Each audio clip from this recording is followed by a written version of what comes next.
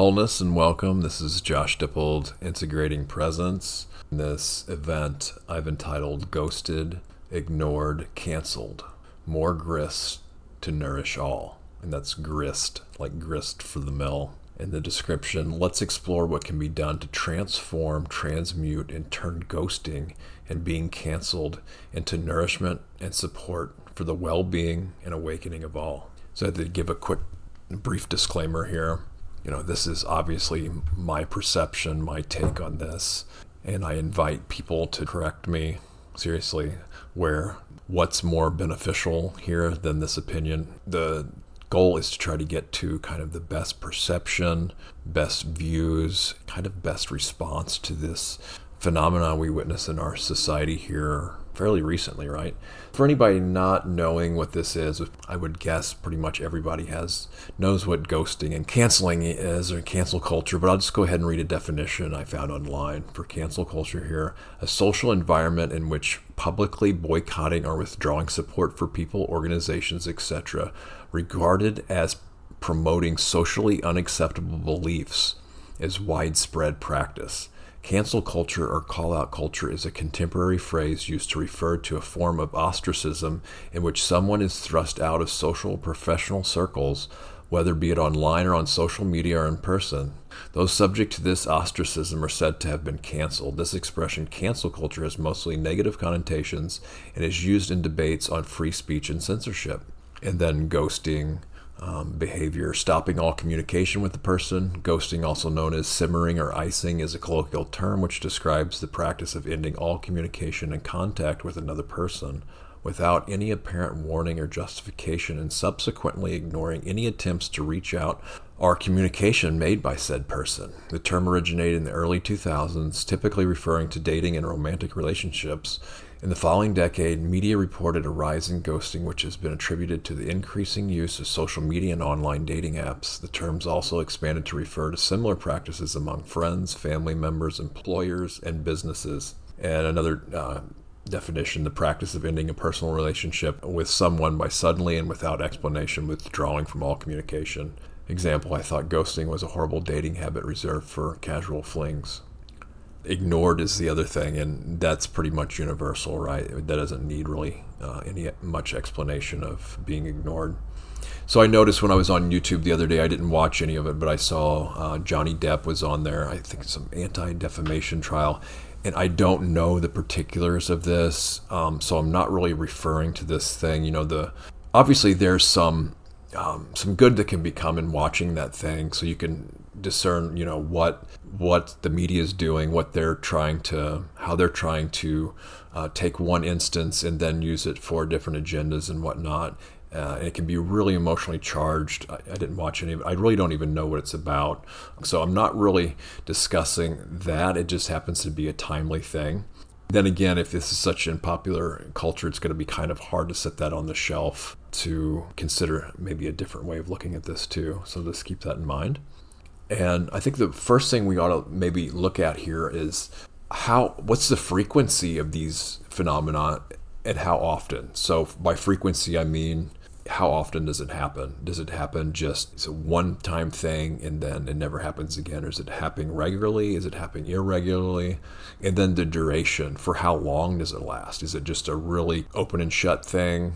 Or does it drag on for a long time? Pretty much everything involved with it, from actual events to processing in our minds, thoughts and emotions leading up to it, during and after, how long that lasts. I'll break this down kind of in three different categories. I'm going to first go into like the emotional part of this. What does this feel like, either to be on either end of this? Ignoring, being ignored, canceling, being canceled, ghosting, or being ghosted. Then I'll look at some of the psychology involved from my perspective, of course. Then I'll go into perceptions, responses, and actions. I'll share some examples for me too. Canceling. In society, there's also this thing now where there's like a standoff before who can cancel who before they get canceled. One example, without going into details, once I was trying to go to an event, but the intent I had in mind is kind of not necessarily to cancel people there, but to just go and see the distortions and things I didn't agree with. Just for me coming from that place to begin with, I don't feel is kind of the most wholesome thing, especially when I was just doing an all or nothing type thing like that, right? Without having more of an open mind. Now, granted, I've been to similar events before.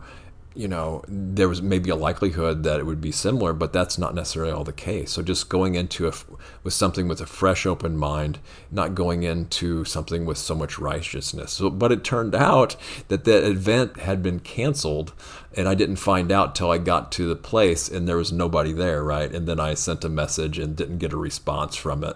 So I got canceled and ignored, maybe. I don't know. The next example is at a workplace. Probably wasn't in the best place to be doing what I was doing at that point in life. Without going into too much detail, I just felt I was being ignored there. And it ties into being appreciated or not being appreciated, mostly the perception, which happens in my own mind. And so I was kind of acting out to try to get attention, to be recognized, or saying I was too good for what I was doing, right? Maybe a little bit narcissistic, and definitely ego trip of, oh, I'm way above what I'm doing here, kind of thing, and being pissed off and try to hide it. So that's one example of me being ignored and then not acting wholesomely out of it. The indifference of being ignored too, of maybe just going around a park and trying to be friendly and making eye contact and just being received with indifference. And just have to realize that that's not really being ignored so much. That's just people being indifferent. They're not necessarily friendly. They're not necessarily hostile. They just happen to be indifferent. That doesn't necessarily mean being ignored either. Now, I want to give one example of where I actually ghosted someone as an experiment for how this would work. I don't need to put any details at all here, other than what happened was I did it with that intent of kind of being more of an experiment, with the intent of not being a full ghosting. So I just left a small amount of space and then got back in touch and explained myself. Although I didn't put too much emphasis on an experiment, it happened to be more relational, but I did explain myself later for why I tried out ghosting in that attempt here. It resulted with the other person being frustrated, me having a temporary satisfaction. And this is an inverted satisfaction of, oh, I ghosted the other person, so now I've got the upper hand, right, in the relationship. That almost happened almost immediately, but then I realized, well, that's temporary and not a wholesome, real satisfaction. Okay, so now on to the feelings. There's feelings of abandonment, this core wound of being abandoned with ghosting, right? Even some with cancel culture and ignoring, neglect, feelings of neglect, being neglected, desperation even, being cut off, but then really being desperate to either find out what happened, wanting to be back with the person or be around them, things like this.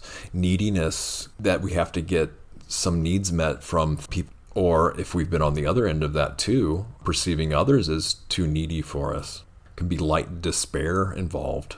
Rejection, of course, that's a really common one that just kind of goes into all this feelings of rejection. It's not really as important as if these things are really there. If we feel them, they may as well be, right? So if any of these kind of feelings come up around these, then it's just as real as if, it doesn't really matter if they're not justified or anything like that. The thing is, they're there, and that's what we're feeling. Could also, something for those of us who are energetically sensitive and empaths, there's a consideration that, oh, this might not be me actually feeling this. I mean, it's kind of hard sometimes to know where we start and where we end. But what if we're empathing these types of feelings from the other party as well? We might just be picking up on that and not realizing that we're just picking up others' feelings on this too. So some of the psychology involved in this could just be a misunderstanding, not just a simple thing. And it doesn't make anything right about the behavior, but there just could be a misunderstanding, lack of communication or not being able to communicate one way or the other. And so it just might be easier to act in these ways. I'll give you an example. My Instagram behavior. If somebody doesn't know I operate like this on Instagram, they might have certain ideas I follow a bunch of people on Instagram and I'm rarely on it. When I do go on it, I do it really briefly to do it like a traditional type post. I don't do any of the new features yet. And I go on there to do that, and then I reciprocate for likes. So if someone's liked my post, I'll usually go and check out their stuff recently and hit some likes on that. If anybody's followed, usually, or depending on what it is, I'll follow them back. There's messages on there. And then I'll only scroll for like a minute or two because there's just hundreds and hundreds of things. For whatever reasons, good or bad, I just choose not to engage much there. So once somebody knows that's how I use that, then it might give them a little bit better idea what I'm doing or not doing on there. The psychology around these things, ghosting, being ignored, canceled, looking at the triggers on this. So some people will just get triggered out, and that's how they'll respond now. Some of these have, guessing here, like cultural steam, for lack of a better thing. So once something becomes kind of popular, you see it in media, you see friends doing it, you hear about people doing it, it seems easy and trendy, or for whatever reasons, that trigger gets hit, and then it gets responded with this. And the more the habit pattern builds up, the more likely it seems to continue such a thing. We might also want to look at our expectations or the expectations involved in this. So if someone has an unmet expectation, then they might respond in these ways. They might ignore someone because they're not worth their time. So they're not expecting much out of the person, so they don't want to spend much time on them. Canceling, here's my expectations. If you don't live up to my expectations, I'm going to cancel you. Ghosted, for whatever reasons, I now choose to ghost you because you don't meet the expectations I had. And so this is a response or tactic I'm going to do now because of that. Separation is another thing. So when these things happen, they cause separation, right? Divide and conquer tactics, separating people from friends, acquaintances, family members even. Sometimes separation's needed. Sometimes it's almost weaponized. In a sense, if you were to push it, or not push it, but just say, or even push it and say, there's a incentive for these types of behavior in order to separate people from their support systems. However, on the other hand, sometimes we need to be separated from people to create boundaries for our own health. They can consider them from afar too. Can also ask, was this a good fit to begin with? Or is this a good fit? By that I mean, well, maybe there was a reason why this ghosting, canceling, ignoring happened. Maybe it's just time for the relationship to come to a close or a different stage, and that's just kind of how it played out. What about the thoughts and emotions leading up to being ignored, ghosted, or canceled? I think it's very worthwhile to reflect on that, and especially when maybe this might be anticipated, to really tune in to be mindful of our thoughts and emotions around the time where we might anticipate this to happen. Now, that's not to say that we should be hyper vigilant and anticipate it all the time, and so have to be so self-monitoring our thoughts and emotions that it's challenging to interact and just be in the world in relationship. So it's a balance there. Also, what about this golden question of how can this be an opportunity? Golden question is, what if the worst things that ever happened to me are the greatest gift I've ever been given? So this is more after it would happen, and that's just something to reflect on and consider, and maybe something will come up with that. There's an exception to this next one. I'll go into it right after. It's kind of like reverse psychology in saying, well, can I invite even more of this? Invite the most absurd, imagined, feared extremes of this.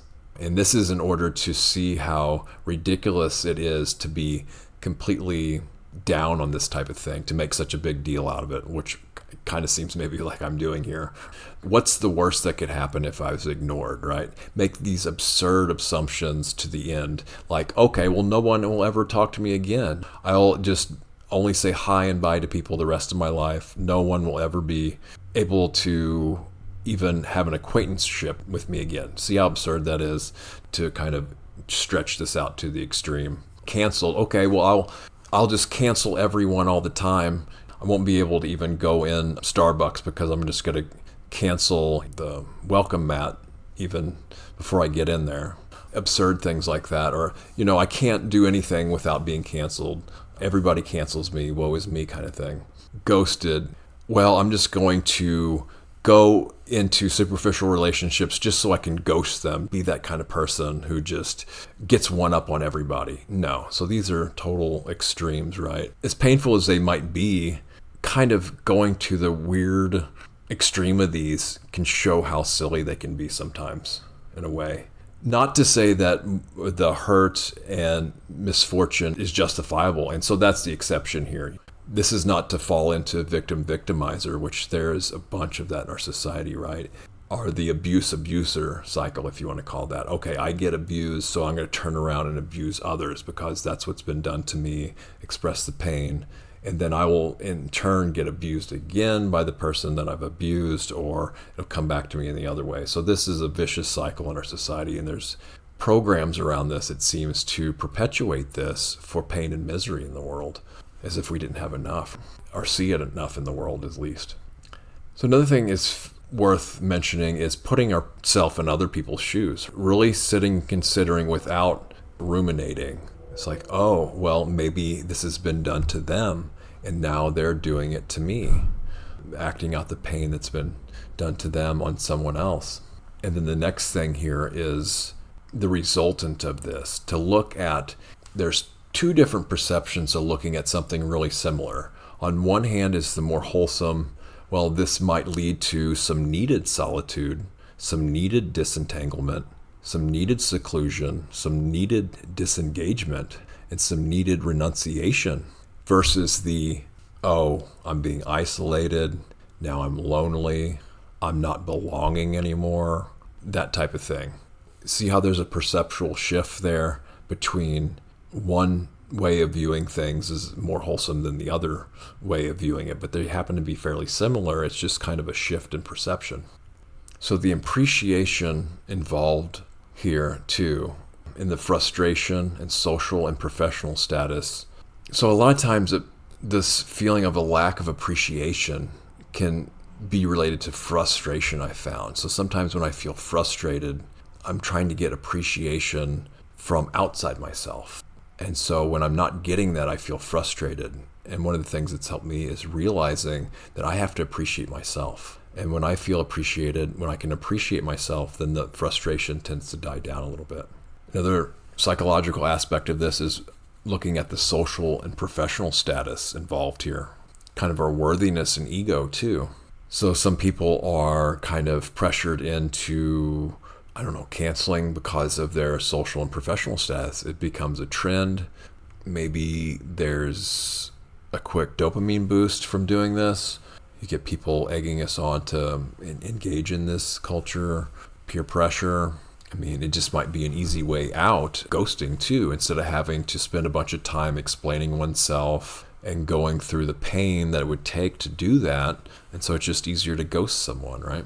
How is worthiness involved? How is our either an inferior ego or our superior ego involved on either sides of these? Sometimes power plays are involved in this type of thing too, like I was just talking about, how this plays out in the media, these kind of powerful people doing these canceling things and kind of the repercussions that come from that. Sometimes people reap certain seeming benefits from canceling, ghosting, ignoring. And probably the last thing here on the psychology is respecting the power of shadow as an expression of consciousness. This perception comes from Matt Kahn teaching on respecting the shadow. The idea behind this is the reason sometimes our shadow keeps rearing its ugly head and we don't want these dark things to act out, but they keep happening, they keep surfacing because they want to be seen as an equal expression of consciousness. Now that doesn't make them acceptable or right to act in certain harmful ways. It's just being aware that sometimes the shadow side of us will surface wanting to be seen as an equal expression of consciousness. I found that when I can see it that way, then it doesn't really have to play out. It just has to be seen, this power that our shadow can have. Now onto perceptions, responses, and actions. And I've gone into a little bit of this. And I find, like many things in life, some of us are here to learn and learn lessons about this. Some of us have already learned a lot of stuff in life already. Now we're being tested. So when we're being tested, life will put things on our path to show how are we going to view this? How are we going to respond to this? And even no response is a type of response. And so I like this idea of compost, mulch, and fertilizer, taking all this that we've been talking about and just finding a way to compost it, mulch it, and then use it as fertilizer for things to grow in. If any processing's being done, if we need to do processing on this stuff, that's kind of like putting a bunch of waste products in a compost pile, and then eventually it turns into soil. And with that soil, it can now stop drawing negative energy, and now it can be used as a nourishment ground soil for something beautiful to come forth. And this goes in with the teachings of the 4 nutriments. This happens to be a Buddhist teaching. So we've got the physical food, right? That's the most obvious. We nourish our body with physical food, but how many times do we just think of there's so much emotionality and ideas around eating food? But if we look at our food as nourishment, instead of, oh, I want to gain weight, I want to lose weight, I want to eat healthier, I got to do this, got to do that. What if we sat down and just used a blessing or just being mindful of this is nourishment for the body? Taking that kind of idea and applying it further to this next one, sense impressions. What are you taking in the media? What are you listening to? What are you watching? I mean, if it was food, would you eat it? For me personally, my idea of having a TV in the house is like having a raw sewage pipe open in my house. I'm not saying, all television programming is not worthwhile, but I find the majority of it, and get too much into political things here, but paying for having to watch commercials and reruns, although that I could be outdated since I haven't had TV for a while. A lot of things are online you can watch too. Really take that in. Violent video games, is that nourishing? Sex and violence on TV, how nourishing is that? Listening to talking heads like me for a long time, really evaluate, is this worth my time? Am I getting benefit out of this? Can I have feedback? How are my emotions? How are my thoughts? How is my state of being, my mood? All this stuff from what sense impressions I'm being exposed to. Of course, volitional thought. Pretty sure everybody's here familiar with negative self-talk. It's almost like a default. You have to be super mindful to even stay in a neutral state. So the mind will just kind of typically default into negativity. At least it seems like that way for the most of us, right? So it takes active effort to counter that. Unfortunately, it's just not like a quick fix and then no more negativity, self-talk, negative perceptions, negativity bias, all this. It takes active effort to first be aware of that, be mindful of that, and then, okay, what's the correct response to this? How is that type of thing affecting me and others around me? Next one is consciousness. That's the 4th nutriment, and that's just kind of a huge topic. Don't have time to go into today. So also in the Buddhist teachings, there's the 3 characteristics of existence: anicca, dukkha, anatta, and dukkha is stress, suffering, unsatisfactoriness, and anatta is, I won't go into that so much because it's a very complex thing that I'm really challenging for me still to talk about. But anicca is, sometimes it's translated, I don't think the most helpful, as impermanent, right? Because we all know everything's impermanent. It's in our mind. Oh yeah, I know nothing lasts forever, which can be very helpful. But to actually see and know that in our lives, it goes beyond just impermanent. I like inconstancy and changeability for this word. One surefire way to experience stress and suffering is to mistake things that are changeable and inconstant for constant and unchangeable. Trying to set up all these external conditions in our life just right, so we get all the outside world just right, arrange things just how we like, and then we'll be happy, right? But the thing is, that's not a long-term success for happiness, because no matter how long and how hard we try and put effort into keeping all the external conditions in our life exactly the way we want them, eventually, in the long run, they're not going to stay that way. They're not going to be constantly like that, and they're subject to change, right? And then when that happens, we have this false notion that, oh, that shouldn't be like that. But that's just the way the world works.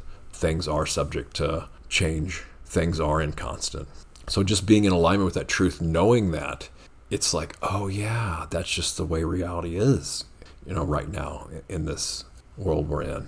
There's also 5 daily reflections, but the one most pertinent here I feel is separation. We're going to be separated from everything we love and hold dear, at least temporarily, depending on what faith or whatever we have. And that separation, it's been really challenging for me, but that's just the way things are. I've heard these Buddhist wedding vows that are just brutally honest and say, we will be separated either by estrangement or death. And I mean, just like that honest truth.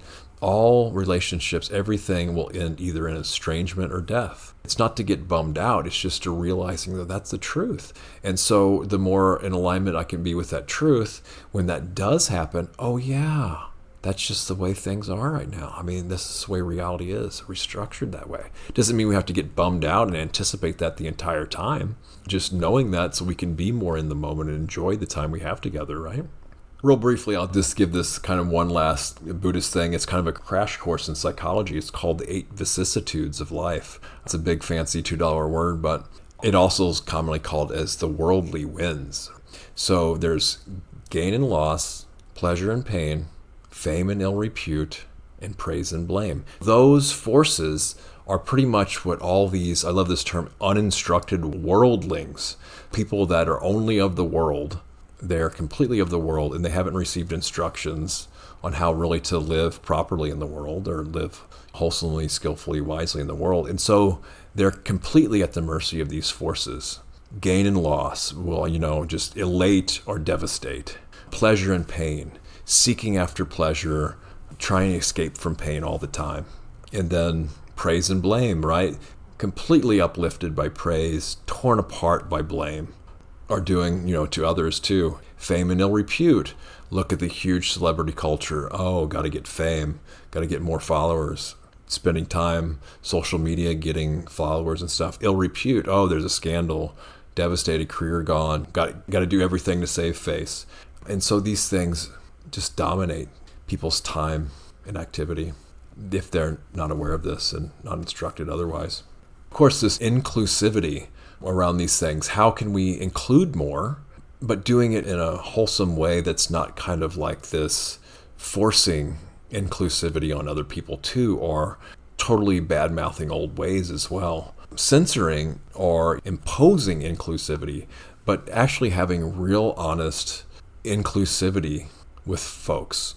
Not from a really moral, righteous, better than thou standpoint, but hey, I would like to belong. Other people want to belong. This is how we find ourselves in the world. One of the most devastating kind of things is being ostracized or not having any sense of belonging. You hear these stories how people were exiled back in the olden days for whatever reasons, and that was, a lot of them feared that more than death, is being kicked out of community, sent off wherever without any kind of connections or anything. How can we invite more real, honest, wholesome inclusivity as well? Being prompt, clear, and concise in communication can help give meaning and understanding, closure, and everybody knows kind of the benefits of good communication, right? I'll give an example here on some podcast guests. Some people, or potential ones, have reached out to me. Honestly, a few of them, I've looked at the profile and the things they've done, and I'm like, okay, I just don't have a feeling that this is going to be a good fit. But instead of just coming to that conclusion based on a short profile and things like that, I'm inviting several people just to chat for like 5-10 minutes and just, see what they're all about and see what I can learn from them. And if there's common ground or, some other option, there'll be some mutual benefit either way, whatever happens, I feel. I don't know if I'll be always able to do this, kind of a humble brag there, but for now, that's what I'm doing. Instead of just not responding or responding and saying, I don't think we're a good fit right off the bat without even chatting with them. Now, the next one is a balance thing too. It's balancing kindness with boundaries. How can we have kindness with boundaries? How can we be aware of people pleasing and being superficially agreeable in social situations? People say, oh yeah, let's get together again. Let's chat and meet again soon, okay? And then people, oh yeah, just go along with that. And it just seems so inbuilt into our culture even if there's a clear kind of either knowing that that's not going to happen, or maybe it's just me saying, or me knowing, oh, hey, I'd rather not do that. So let me give you an example. Somebody I was in talks with to possibly do a podcast and kind of get pushing off. So finally we got to the point where just saying, goes, well, let's talk soon. And I said, it's awkward, but I said, hey, anytime you want to reach out to me, I'll make an effort. Basically, that's what I said. I'll make an effort to chat with you, but honestly, I'm not going to probably initiate contact again. It was awkward and just kind of like this, I don't know how to describe it, but it's just that kind of honesty. And then also balancing our integrity of our word and honesty, like I was just talking about, with kindness. Again, I've said boundaries. And then forgiving ourselves, right, when we fall short of this. And making that resolve to come back and be more honest, have better boundaries, be more kind, have more integrity, being aware of people pleasing, realizing that if some of these things, if we deviate from our normal behavior, it might be awkward, at first. Where are these boundaries we should set? How should we set them? What are you leading with? So when we go to, in these situations, what are we leading with? And then what do we want to lead with? And then what would actually be the best for us to lead with? Give you an example. For me, I tend to lead more with truth. And that comes at the expense of awkwardness, just kind of being weird sometimes or different. I'll give you an example. This morning I was at a place and I had my headphones on, so I didn't know exactly what happened, but there was a light by this gal and it kept going on and off, and somebody came in to kind of address it, and I didn't really hear what they said, but I said, kind of off the cuff, not really putting much thought into it, I said, oh, it's probably just ghost, right? And just thought it would be kind of this funny thing. And then I'm like, oh, well, wait a second. They didn't take that as kind of a joke. They, then they kind of, it was kind of like, whoa, what's going on here, But then I just said, oh, but not really. I don't know what's going on. Another thing possibly is expressing our views up front and not holding back until the end. An example, recently I did say, kind of the minimal thing up front of like, if such and such happens or doesn't happen, well, then this is going to be my choice then, right? But then I didn't really express kind of the reasoning behind that, what that was all about until the end when that outcome happened. And then I put the whole thing on the table, more or less, of kind of the reasons behind that choice. It's like, well, yeah, I guess that's okay.